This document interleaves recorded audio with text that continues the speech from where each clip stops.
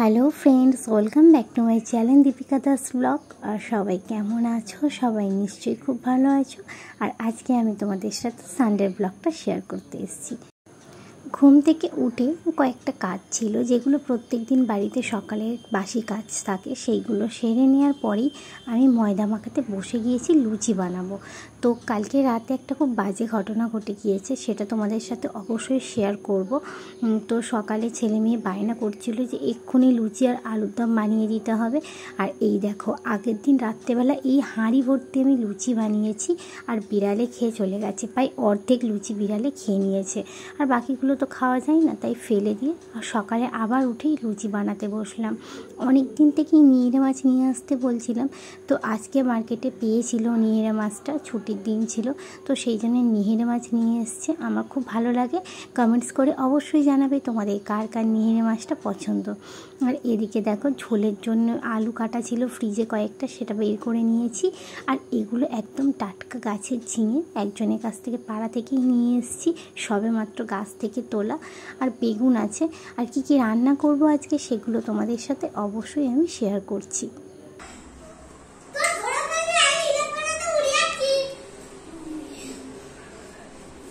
রৌনক কোথায়? এই বিছানা থেকে নেমে নিচে নেমে এসে খেল। বাই গো, নিচে নেমে বাইরে। ফ্যানটা অফ কর, ফ্যানটা অফ কর। ঘরে বাইরে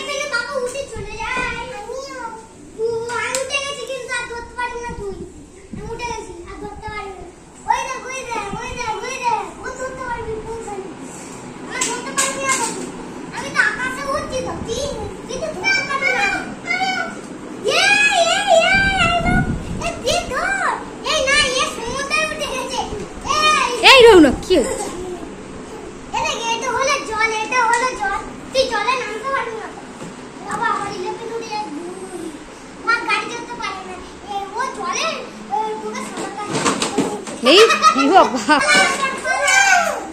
কি হয়েছে, ওরকম করছিস কেন? এই রৌনক, ওর জিনিস দিয়ে দে। কাজ আসনি রৌনক, দিয়ে দে একটুখানি।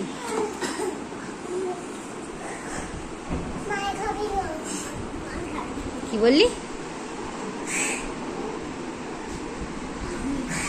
এদিকে তাকা পৌঁছালি, তাকাও। দাঁড়াও, আমার দিকে তাকাও, আমার দিকে, আমার দিকে তাকাও, আমার দিকে তাকাবি তো। ঠিক আছে। ফ্রিজের মধ্যে মাছ ছিল, পোনা মাছ ছিল, সেইগুলো দিলেই কিন্তু আমি ঝিঙের ঝোল বানাবো। আর এবার আমি টিফিনটা করিনি, বেলা অনেকটা হয়ে গিয়েছে। আজকে সকালে একটা ডিম সিদ্ধ আর এক আপেল ছিল, একটা আপেল কেটে নিয়েছি, ওটাই আজকে সকালে খাবো। আর ঘুম থেকে উঠে লেবু মধু দিয়ে চিয়া সিডের 1 গ্লাস জল খেয়েছিলাম। আর যদি সময় পাই একটু চা বানিয়ে নেব, কারণ রান্না করতে করতে হাতের কাছে চা বানিয়ে খেতে বেশি সময় লাগবে না। আর আজকে নিম পাতা দিয়ে বেগুন ভাজা করব, যেটা আমার খেতে খুবই ভালো লাগে। অনেক দিন পরে, প্রায় 1-1.5 মাস পরে এটা আজকে খাবো। তো বেগুনগুলোকে নুন হলুদ মাখিয়ে আমি ভেজে নিচ্ছি, আর তারপরে কিন্তু নিম পাতাগুলোকে ভেজে নেব। আর যেহেতু আজকে ঝিঙে ঝোল হচ্ছে, তাই ঝিঙে বেশ 3-4টি কেটেছিলাম, আর সেখান থেকে অনেকগুলো খোসা বেরিয়েছিল। একদম টাটকা গাছের ঝিঙে, মানে কিনেই নিয়ে এসেছি, কিন্তু একদম সবে সবে গাছ থেকে তোলা। তাই ভাবলাম একটু ভর্তা বানিয়ে নিই ঝিঙের খোসার। সেই জন্য খোসাটাকে সিদ্ধ করে হালকা জল ঝরিয়ে রেখে দিয়েছিলাম। এবার মিক্সার গ্রাইন্ডারের মধ্যে 5-6 থেকে 7 কোয়া রসুন আর সিদ্ধ ঝিঙের খোসা আর 5-6টা কাঁচা লঙ্কা নিয়ে আমি এভাবে মিক্সড করে নিয়েছি। হালকা যদি প্রয়োজনে একটু জল দিয়ে নিতে পারেন। এইদিকে গ্যাসে আমি লইঠা মাছটা বসিয়ে দিয়েছিলাম। কড়াটা নিয়ে প্লিজ কেউ কমেন্টস করবে না, কারণ এটা বহু বছর আগেকার, আমি বিয়ের পরে থেকে এসে দেখছি তো এরকমই কালো। এবার কড়াইয়ের মধ্যে সর্ষের তেল দিয়েছি অনেকটা, তারপরে গোটা শুকনো লঙ্কা 5 থেকে 6টা, আর এটা দিয়েছি কালো জিরে ফোড়নে দিয়ে। এবার আমি মিক্সটা ওর মধ্যে ঢেলে দেব। ঢেলে হালকা হলুদ গুঁড়ো আর অল্প একটু পরিমাণ মতো নুন দিয়ে এটাকে কিন্তু কষাতে থাকতে হবে, লেগে যাওয়ার কোনো ভয় নেই।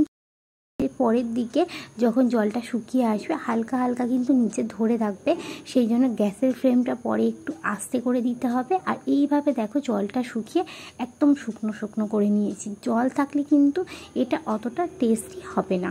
তো চলো, আমার হয়ে গিয়েছে ঝিঙে কষার ভর্তা, এবং এর উপর থেকে আমি একটু সর্ষের তেল ছড়িয়ে দেব।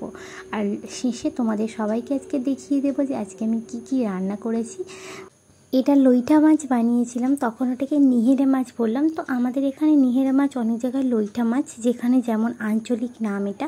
আর আমি অর্ধেকটা আলু দিয়ে বানিয়েছিলাম, তোমরা অবশ্যই এটাকে আলু দিয়ে বানাবে, খুব টেস্টি লাগে। আর লইটা মাছটাকে কিন্তু একদম ভাজবে না। আর এইটা দেখো, আমি তোমাদেরকে বলছিলাম তখন যে নিম পাতা ভাজবো। নিম পাতাগুলোকে কিন্তু আমি অনেক দিন আগেই গাছ থেকে তুলে নিয়ে এসে রোদে শুকিয়ে এরকম রেখে দিয়েছিলাম। এবার এটাকে আমি ভেজে নেব। ভেজে নেওয়া হয়ে গেছে, একদম কালো কালো করে ভেজে হাত দিয়ে গরম অবস্থাতেই গুঁড়ো করে নিয়েছি। তারপরে ভাজা বেগুনগুলো ওর মধ্যে দিয়ে একটু নাড়াচাড়া করে নেব। আর শেষে চাইলে একটু সর্ষের তেল দিতেও পারো। তো দেখো আজকে কি রান্না করেছি সেগুলো তোমাদের সাথে শেয়ার করছি।